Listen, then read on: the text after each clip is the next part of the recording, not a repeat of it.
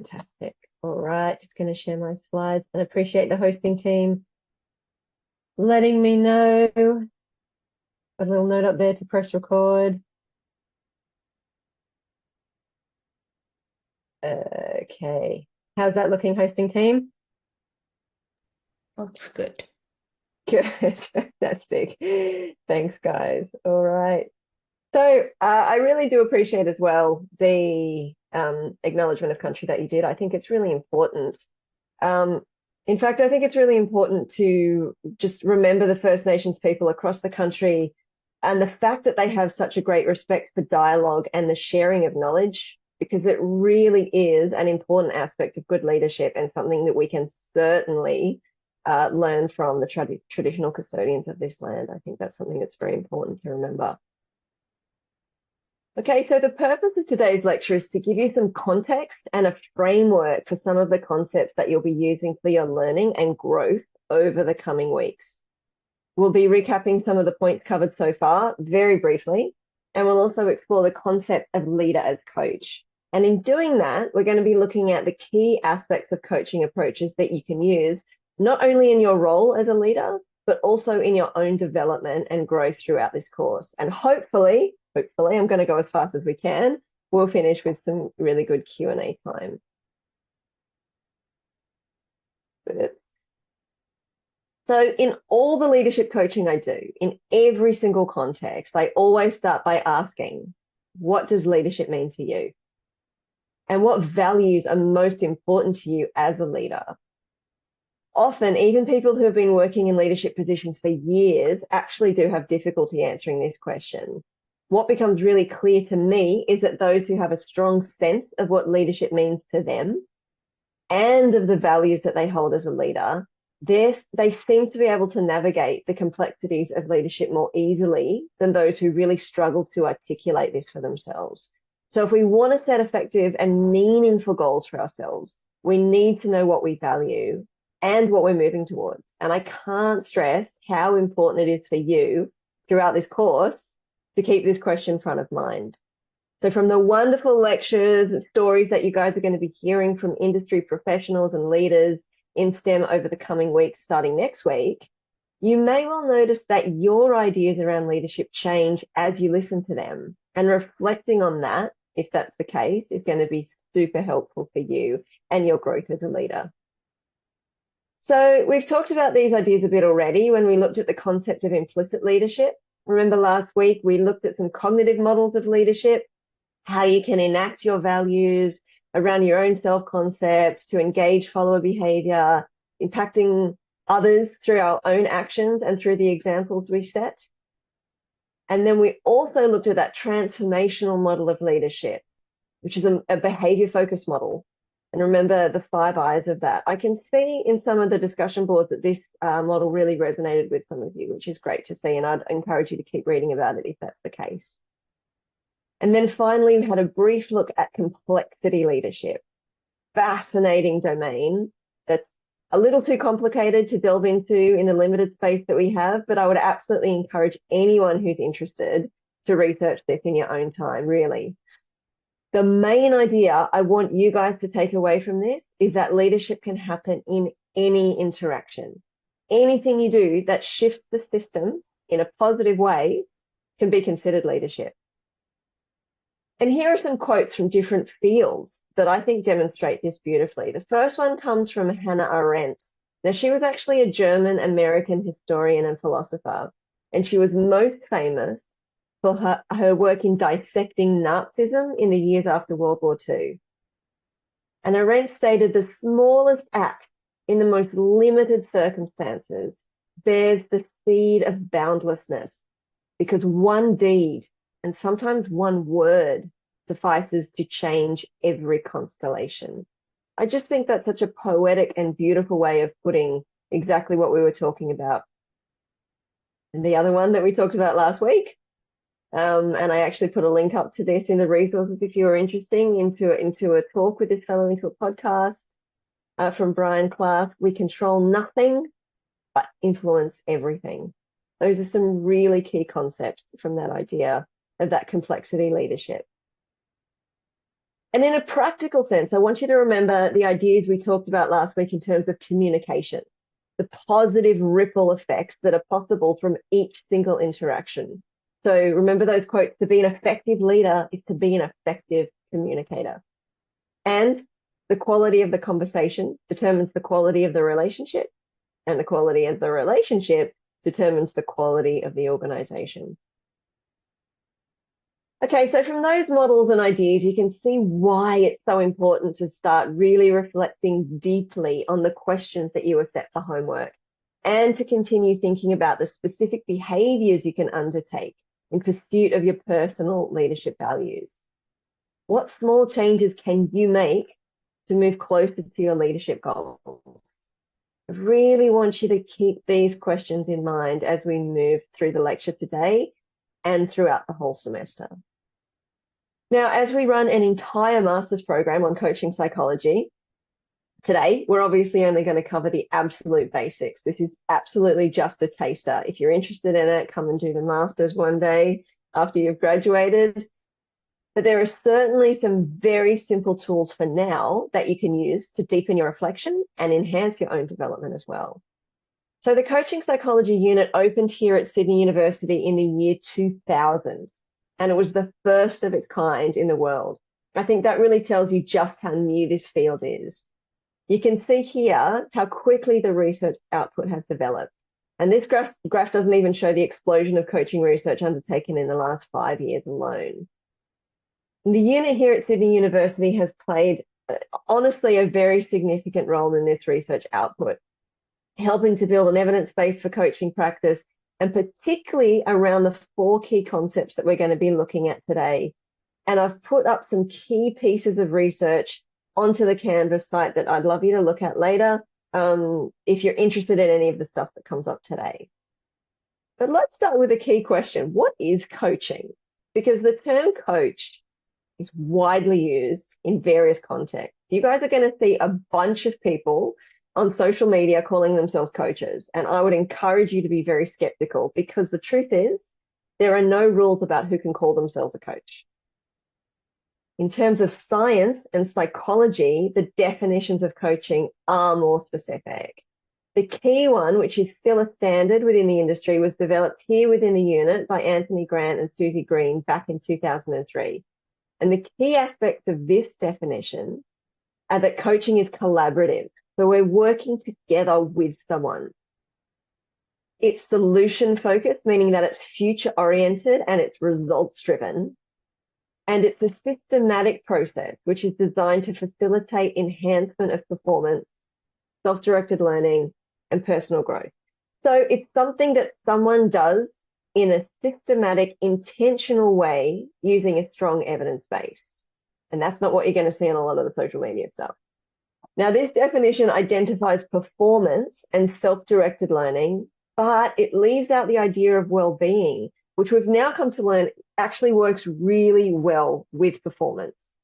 So in fact, we know that combining well-being with performance enhances overall growth. So in 2011, we updated the definition in the Standards Australia Coaching Handbook to include well-being as a key focus. Now, I think it's really important that this definition also includes the group context, because group and team coaching have become increasingly popular, both in practice and research. So now we have coaching as a collaborative effort between the coach and the client, individual or group or team, to enhance life experience, skills, performance, and well-being, achieved through a systematic application of theory and practice. And I think that's a really strong working definition. So I mentioned before that there are 4 main concepts underpinning coaching practice, which we'll look at today. And my beautiful team mentioned these 2 as they were introducing it. Thank you very much. There are others, but these are probably the most important. Self-regulation, motivation, solution-focused thinking, and goals. Understanding these a little bit better is definitely going to help support your own growth, not only in this subject, but also in all areas of your study, your work, and your life overall. So let's start with the cycle of self-regulation. This is a model that's been around for a long time. And on the surface, it looks super basic, right? But in practice, it's extremely important as a structure for coaching and for your own development over time. So we begin by identifying an issue that we'd like to work on, but rather than getting stuck in the problem or the issue, we need to be able to reframe that issue as a goal. That is, given the issue or problem at hand, what are we moving towards? Having something clear and tangible to aim for that will ameliorate the problem in some way is such a vital motivational factor. So once we have the goal, then we develop an action plan. This should be a simple, structured plan with small, achievable steps to prevent demotivation. A lot of people will have no problem setting a goal and developing a plan, but all too often their goals are too difficult or too stretching, and the plans are overly complex. And this is seriously demotivating. I won't get a show of hands now, but I'm sure that each of you could think of a time when you'd set a goal, made a plan, written a bunch of to-do lists, and then found it incredibly difficult to do anything about it, right? I certainly have. So if so, you're not alone. Don't worry. The key here is to take one small step to action. And then as we monitor, we see progress. And this is key to maintaining our motivation. As soon as we see that progress, it builds our self-efficacy. So having a simple goal with a very structured basic action plan so that you can get easy wins early is the key to continued action. You don't actually have to do everything at once. It's impossible. Only do what can easily be done and achieved. Once you do that, then you can take steps to increase the complexity and build on that iterative process that we're looking at here. So what do we mean by monitor when we think of this? As you see, this requires self-reflection. That is noticing what's working well. But importantly, it's not ruminating on what has failed, as this again would be demotivating. Rather, it's reflecting on your actions in a positive way to identify your resources for success and build on them. We're looking for possibilities by consciously noticing what's working well. And next, we evaluate how effectively we're moving towards that goal. If we've reached the goal at this point, great, ta-da, success, we're done. We exit the cycle. Very rare that that just happens in that linear way. More often than not, we're moving around, right? So if we need to keep moving around, that means changing what's not working and keep doing more of what is working. That might mean changing the action plan, or it might even mean setting a new goal. I can't tell you how often in coaching we end up changing the goal, and that's fine. Or it might be continuing to do the action that's already working and just more often. And from this perspective, we go round and round the loop and over again until we reach the goal and success. So the key to this cycle of self-regulation is that it's iterative. It doesn't require success all at once. It's not linear. Failure can be really helpful because it's something that we learn from. It helps us identify what needs to be changed. So when we reflect and we say, oh, it's not working, we don't say, oh, it's not working, I'll give up. Instead, using this model, we ask, how can I learn from what's not working? And what can I do differently as a result? And that's something you guys should really be reflecting on in your journals. Self-regulation is hard. The biggest mistakes we make are giving up too early, setting goals that are too difficult, and reflecting in ways that focus on failure rather than focus on what we can learn from that. Nudging in little ways towards that goal, you can absolutely achieve great things. And it's the same with developing as a leader. It's the same with meeting your goals at university. It's the same with driving yourself towards any positive change that you want to make. So practice using this model. I'd encourage you to just go through the process, draw it on a piece of paper once a week, once a month, whatever works, once a day if you like. Doing it regularly in some cadence that works for you around a goal that's important to you can really help you identify the progress that you're making, and it can help keep us motivated for longer. Okay, so that's the cycle of self-regulation. Next, I want to talk to you about the second key aspect of coaching, and that's motivation. One of the most researched theories of motivation, and one which has the largest evidence base, is called self-determination theory. Now, at the core of this theory is the assumption that people are active organisms with evolved tendencies towards growing, mastering challenges, and integrating new experiences into a coherent sense of self. In much the same way as any living organism, like think of a tree, right? It has a natural tendency to grow, but it has certain needs: sunlight, water, nutrients. Humans also have an innate tendency towards personal growth, according to the theory.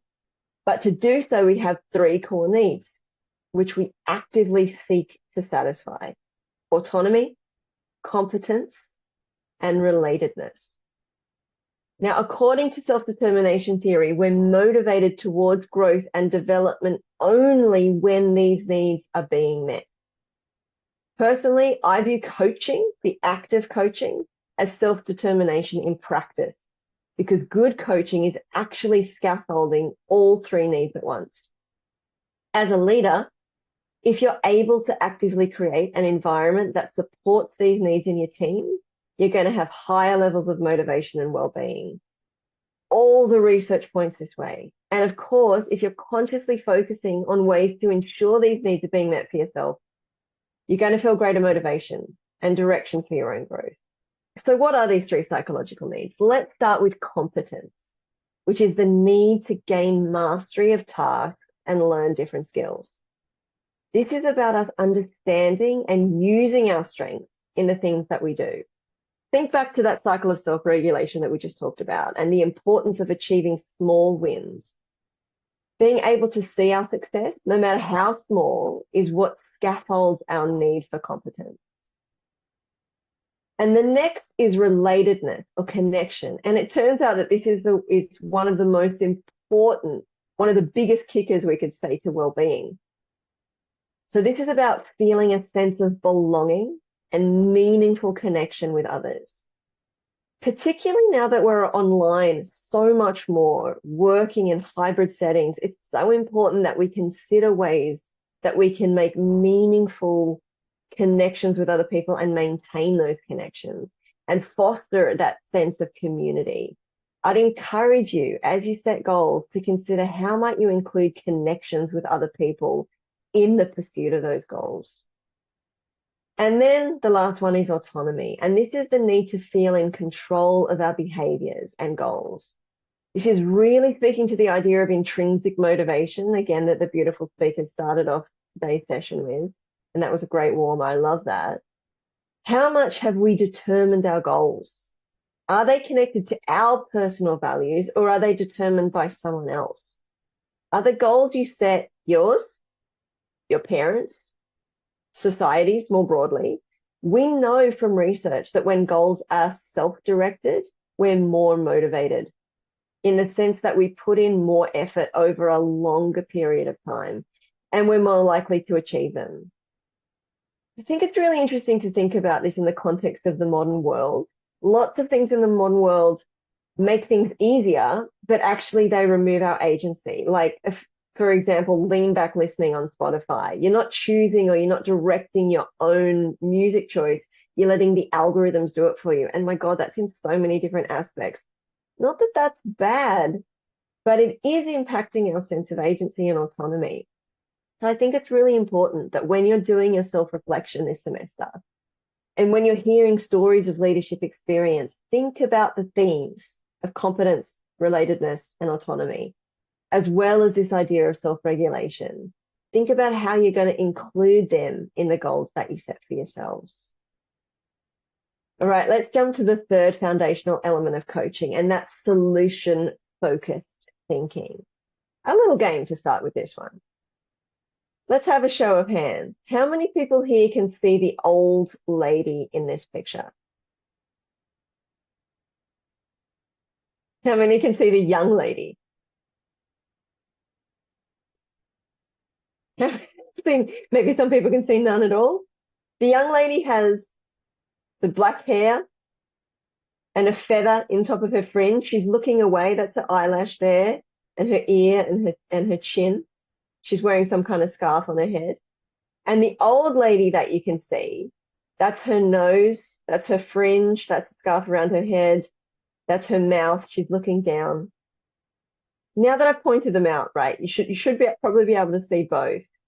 And you might be able to flick between both, but notice that it's actually impossible to focus on both of them at the same time. Our visual systems don't allow us to. It's impossible. Solution-focused thinking is a little bit like this visual illusion. When you're focusing on one too heavily or too often, it's really hard to look at the other. So when we're thinking about problems all the time, they tend to grow quicker. Aria, could you put yourself on mute? Or one of maybe my co-hosts can thank you. So when we're thinking about problems all the time, they tend to grow quicker and quicker and bigger until they become all-encompassing. And many of you may have experienced that, right? Sometimes we need to start switching our thinking so that we can focus on a solution. And there's a lot of different ways we can do this, but I'm going to give you a couple of tools to help you out. Now, if we think about problems and solutions for a minute, sometimes the solution to the problem appears really close, and we need to focus on the problem in order to solve it. Sometimes the two of them might be related, and one could inform the other. But at other times, there might be solutions that we ignore if we focus on the problem too much. Sometimes the best solution might be over here in this tiny little box that no one's even really looked at yet because it seems so completely separate from the problem.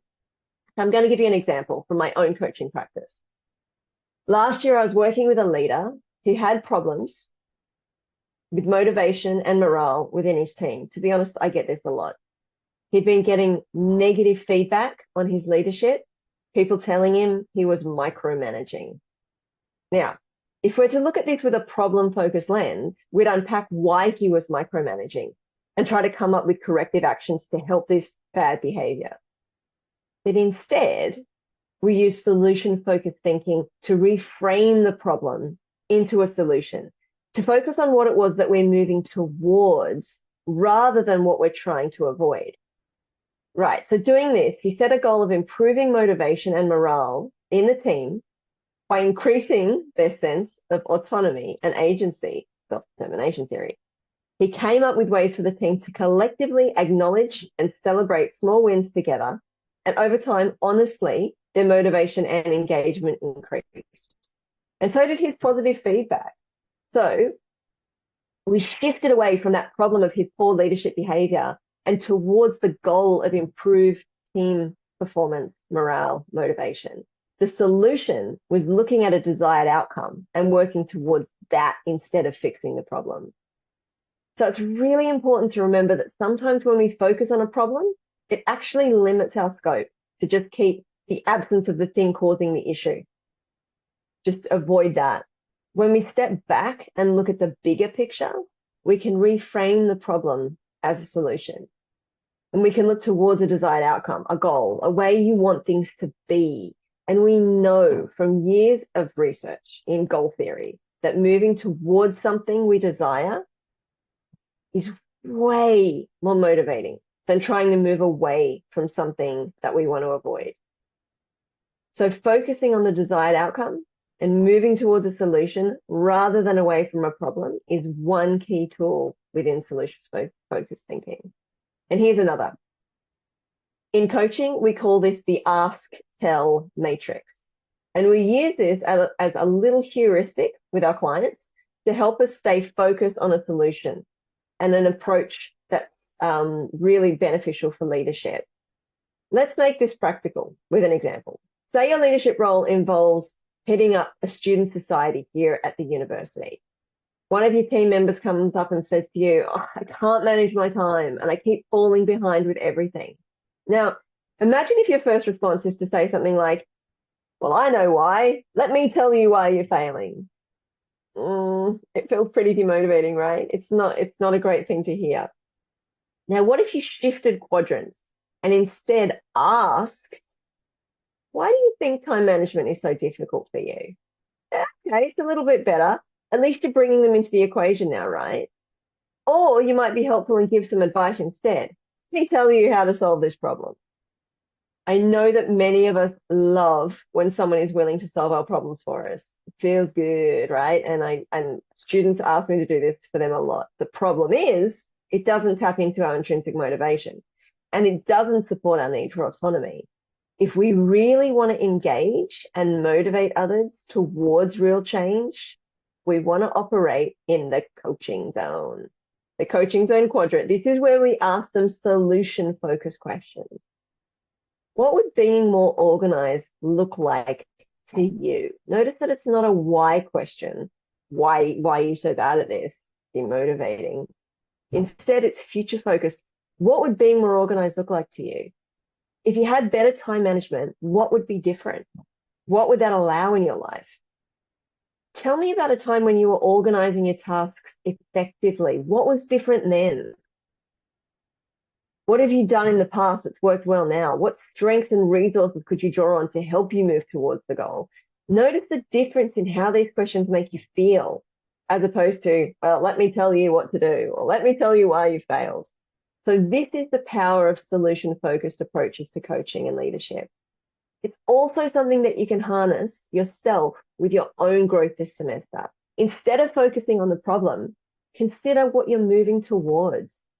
Instead of asking yourself why a problem exists or looking for an answer from someone else, consider coaching yourself by getting into that coaching zone quadrant. How can I best move forward here? What strengths can I draw on? What lessons from the past have I learned? Now, if you need more convincing, there's an absolute ton of evidence out there to support the benefits of solution-focused approaches, including increases in goal striving, well-being's a big one, hope, transformational leadership, which I know you guys are interested, enhancement of self-efficacy, tons of stuff, right? I'm not going to go into detail here because today we're talking more about the tools that I want you guys to come away with. But this is just to show you that there's a lot of support for what we're talking about here. And I'd really encourage you to have a look at some of this research if you want to delve into this a little bit deeper. So much on the Sydney Uni website. And as I said, I've put quite a bit up on Canvas as well, a couple of articles if you're interested in them. And now we're going to move into the final foundational aspect of coaching, and that's goals. You may think that this is a simple area, but there's actually a whole body of research around goals and goal theory, which I would encourage you to dive into if you feel drawn to it. So goal theory links goals, self-regulation, and motivation to performance and change. And it also attempts to provide both theoretical understandings and practical guidelines to help enhance performance and well-being. One of the best definitions of goal, one that we use in the coaching psychology unit a lot, is extremely simple. That is, goals are internal representations of desired state. That is, they are the outcomes we form in our mind of where we want to go, who we want to be, what we want to do. Now, we might think that goals aren't that important or even that we don't set them for ourselves. But I assure you, if you're present here today in this class, that's evidence that you set at least one goal for yourself today, because goals drive our behaviors, even in very small ways from moment to moment. But if we're more intentional and constructive with them, they can be so much more effective than if we're not. When we set goals for ourselves, and also when we help others to set goals in our leadership capacity, in our coaching roles, the way that we do that matters. It matters a lot. For example, we know that writing goals down instead of just voicing them actually increases motivation. We also know that sharing your goals with someone else also increases motivation. Another really important thing to remember is that approach goals, things that we're moving towards, are significantly more motivating than avoidance goals. So things that we want to move away from. And this idea obviously connects back to that solution-focused thinking that we were talking about. Focus on what we're moving towards, not just moving away from. An example I give all the time is junk food. Let's say that you want to give up junk food.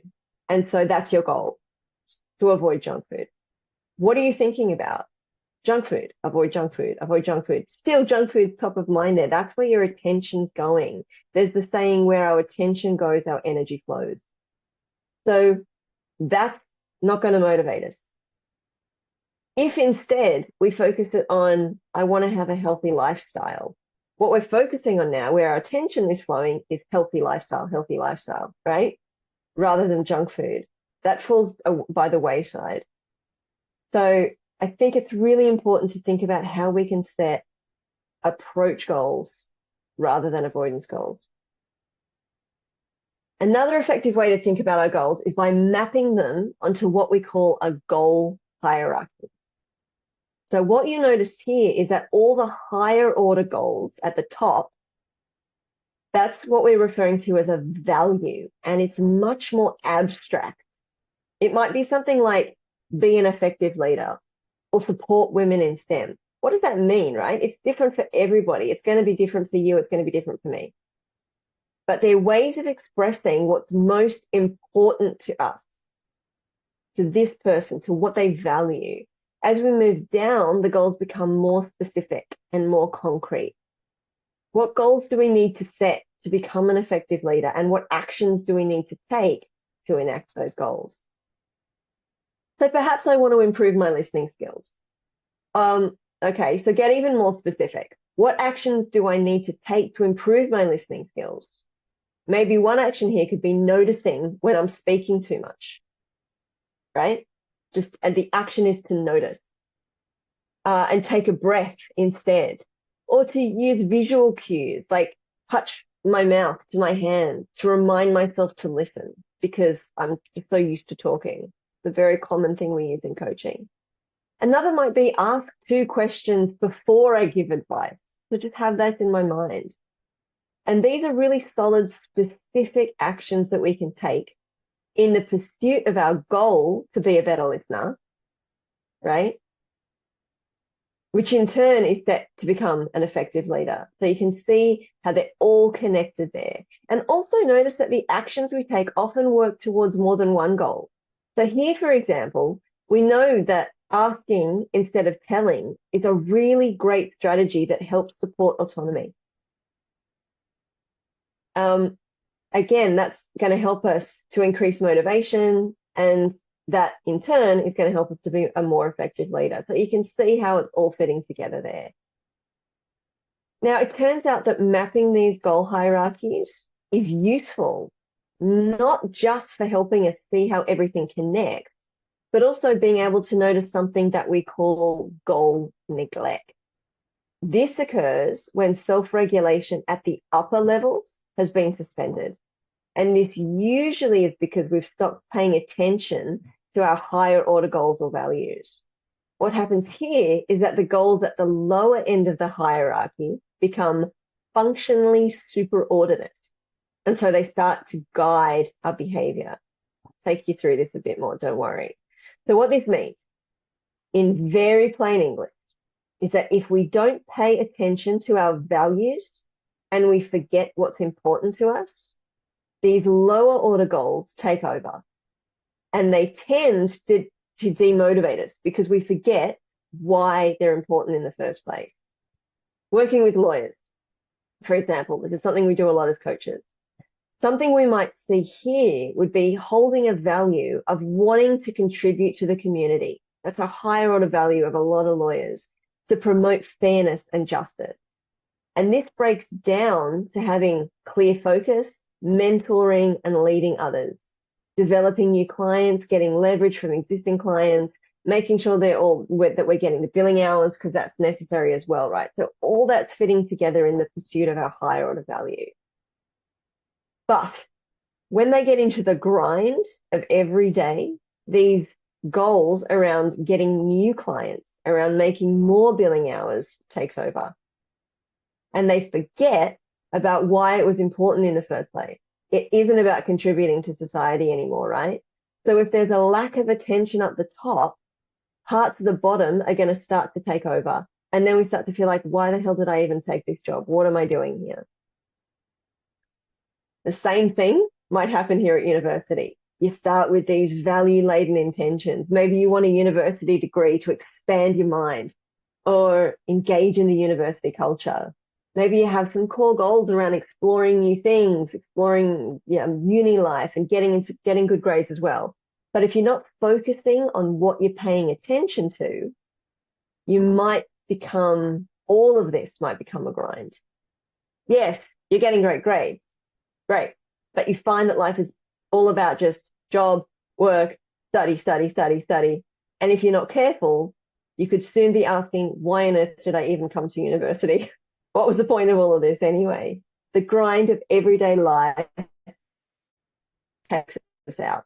We need to reflect and remind ourselves of what we're contributing to at a higher level, because then it helps us align our actions and keep us focused and motivated. So using a goal hierarchy like this can really help you get clearer about your purpose and your values, your why. And it can also help you recognize times when you might think, actually, you know what, that isn't my goal. That's not important to me. I don't want to be working on this anymore. Then you have the power to change direction and realign with your values. If you're interested in doing this, and I really hope you are, I've put up a little worksheet again under this week's lecture that you can use to map out your own goal hierarchy, and people tend to find it really useful. So I'd absolutely encourage all of you to create a goal hierarchy for yourself. Think about all aspects, values, goals, and actions, and how they're connected. Are any of your goals taking precedence over others? Do you notice any goal neglect? That is, are you paying enough attention to your values at the top? Are there any conflicting goals? If so, what do you need to prioritize? And finally, here are some questions I'd like you to think about to help you tie everything together from the course so far, and particularly from our lecture today. I want you to really reflect in your own time using those discussion boards. I'm loving reading those discussion posts you're making. Some of them are really, really thoughtful. And also, if we're thinking about that relatedness piece as a psychological need that we all have, think about how you might maybe meet up with some peers from this course together and have a chat about these over coffee. If that's something that you think might actually help with your well-being, your flourishing, and your motivation, I'd really encourage you to do that as well. And that's it. I'm going to end and take any questions, hand back to the hosting group. Thank you very much, Dr. Renee, for sharing your insights around coaching with us today. We'll now open the floor to everybody for questions, so feel free to raise your hand or leave any questions in the chat. And we've already received quite a few, so we'll start by going through those. Thanks, Philip. Great.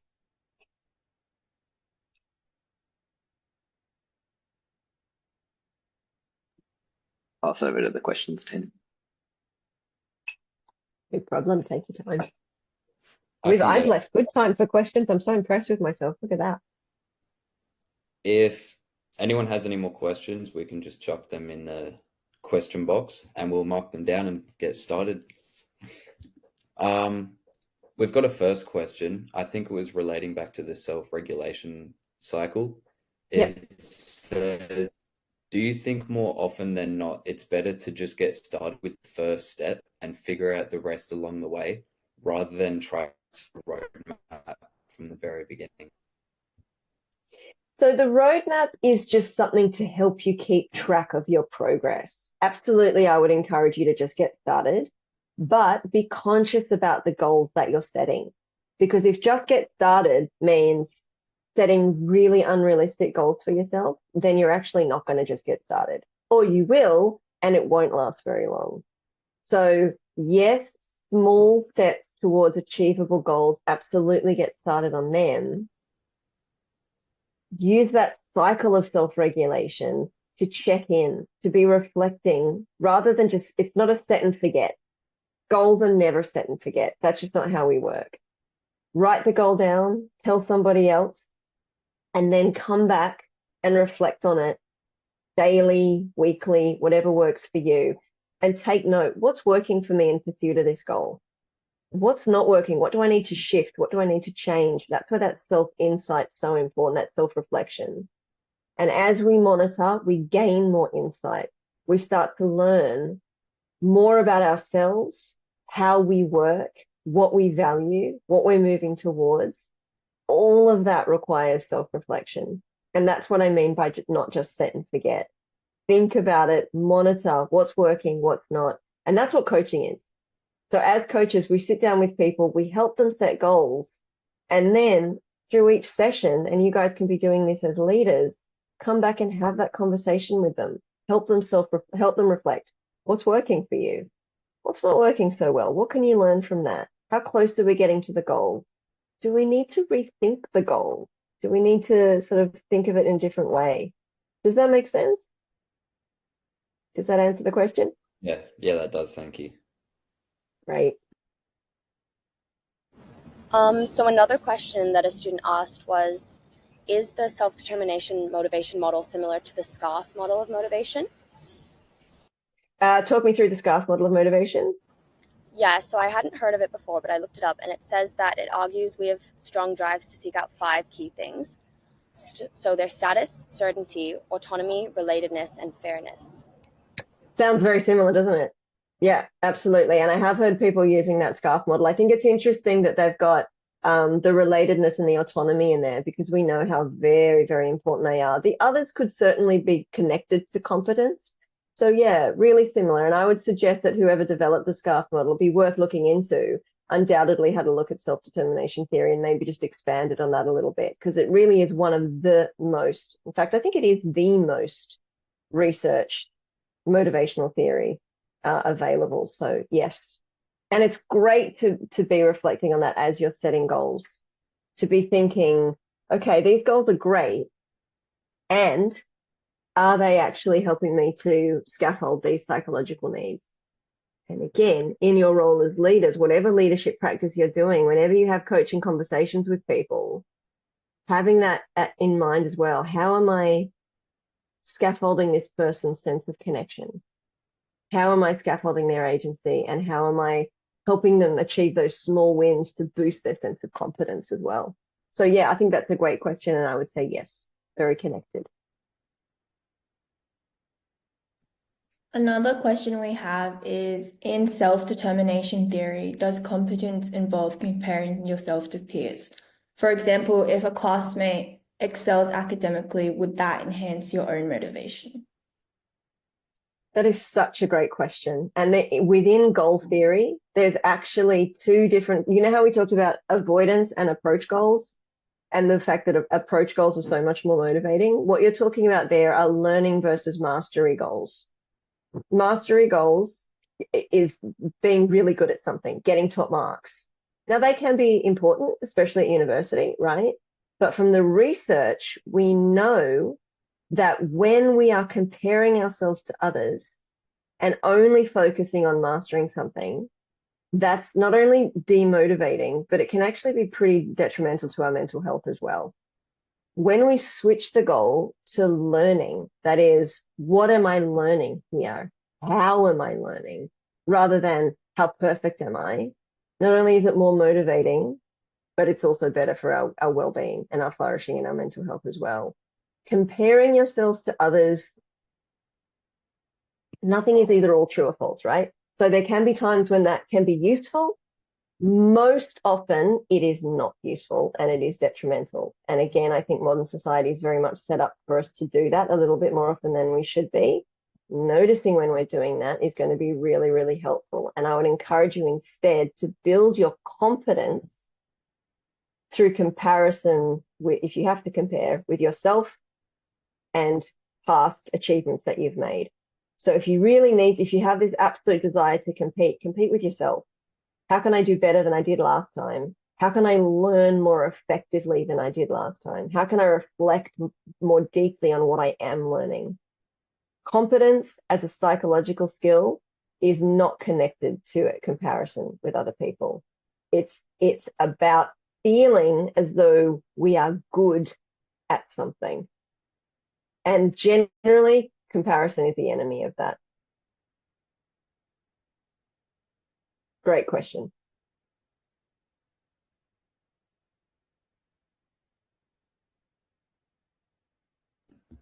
Sorry, I've got another one. Great. This one's coming from our hosting group.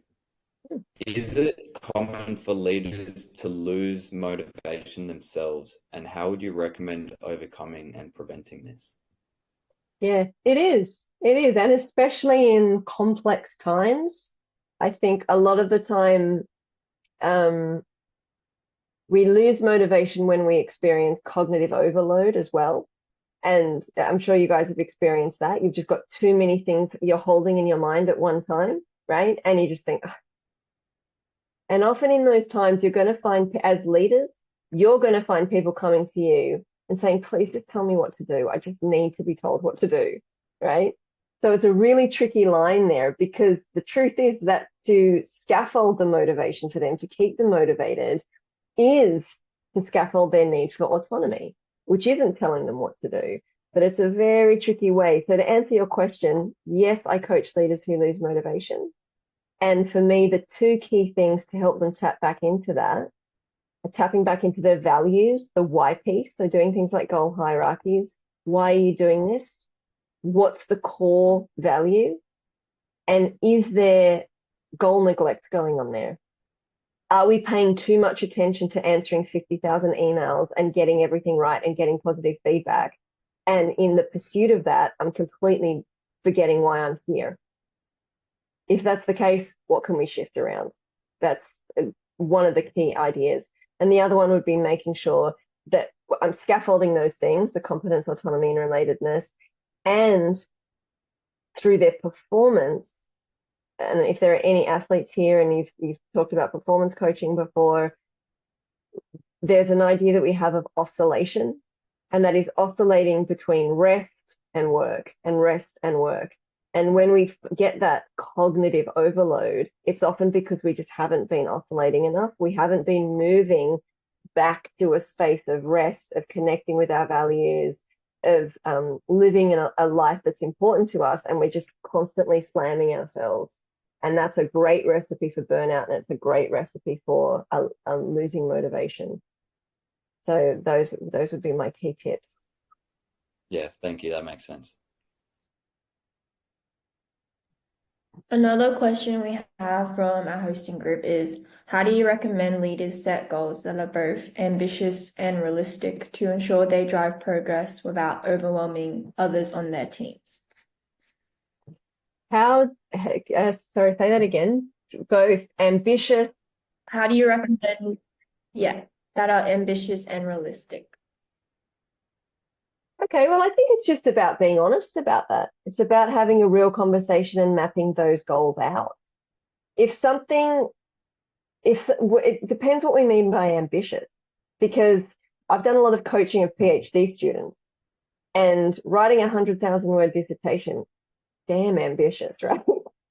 But it's not impossible if we can break it down into, so that's something we'd call a distal goal, because it's so far away. If we can break that down into proximal goals, into steps that are more shorter spaces of time, little steps that we can take, that's going to help to increase our motivation and not let us kind of lose all hope at the mammoth task that we have ahead of us. From a leadership perspective, if you're setting huge goals that's going to put a lot of pressure on your team, that's going to demotivate you and your team. But if you can map those goals out a little bit more, to break them down into bite-sized chunks, and to really relay that to your team so that your team don't feel as though you're absolutely slamming them with unrealistic goals, to work together collaboratively. Remember, coaching is collaborative. To think, okay, guys, this is what we're moving towards. How can we all get on board with this? How can we connect this to our values? And then how can we break this down into more proximal goals, into bite-sized chunks, so that we feel that we have ownership over them and that we have a sense of competency every time we tick off just a small one of those goals. So it's very much mapping, and communication around goals is absolutely key.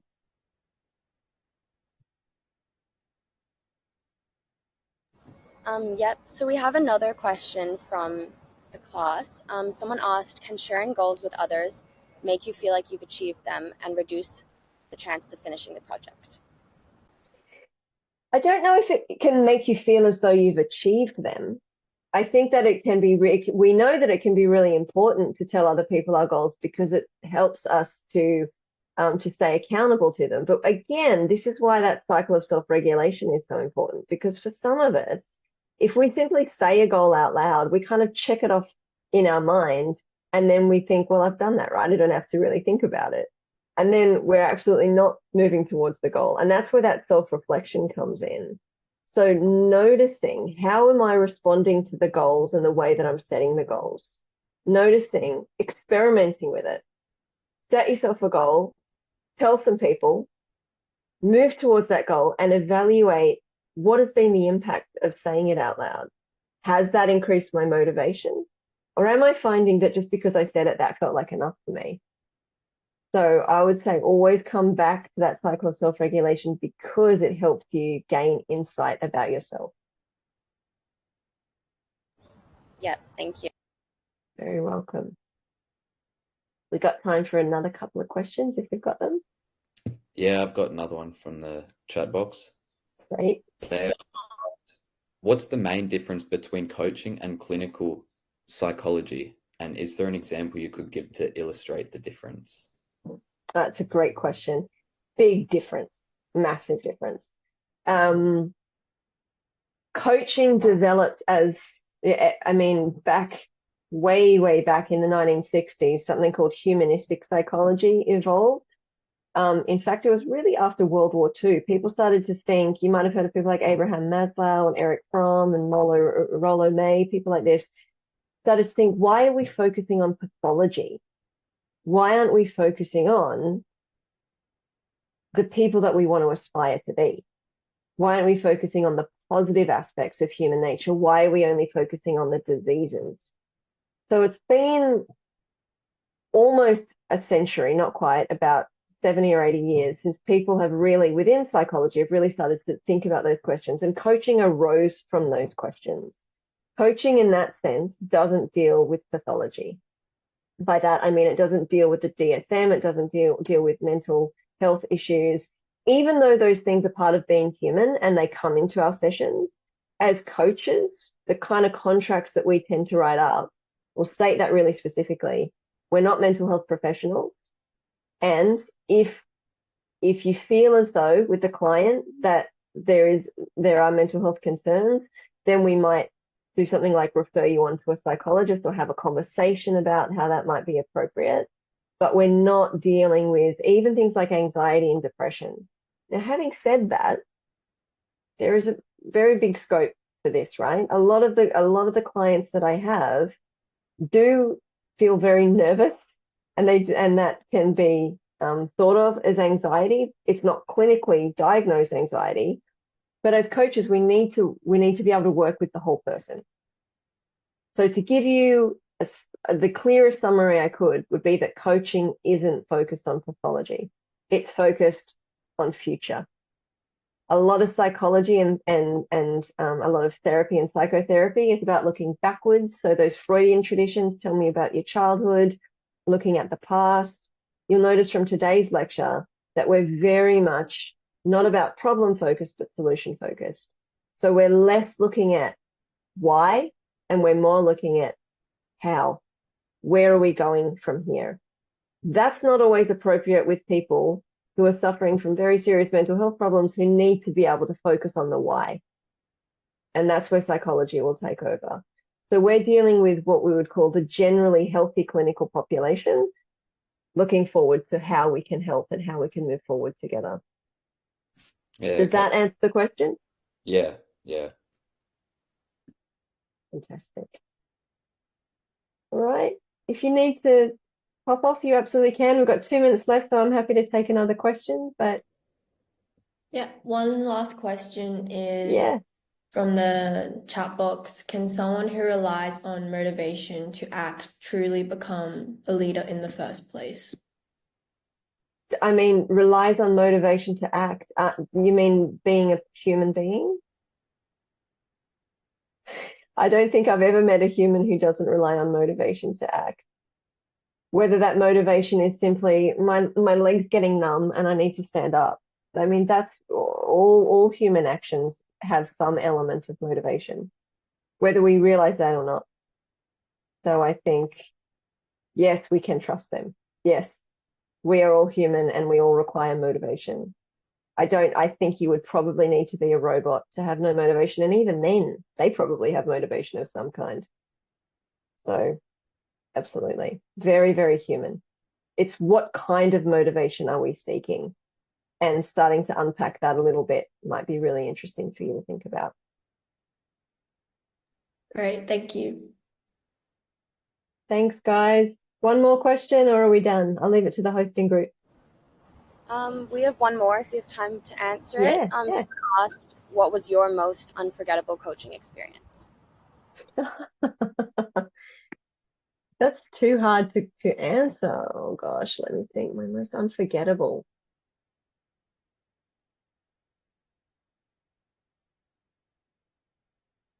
You know what? I think there's so many for various reasons, some of them positive, some of them negative.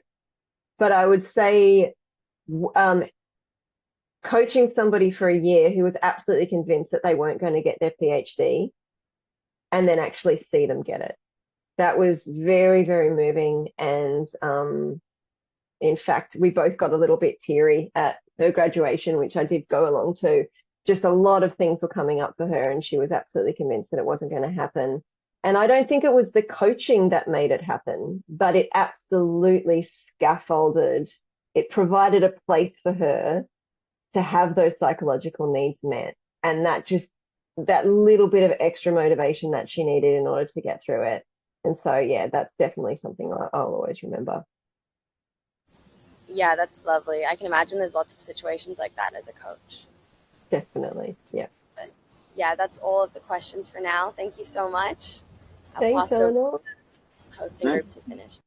Thank you, everyone, for your great questions. If you have any more, then you can leave them on the discussion board and we can discuss them over there.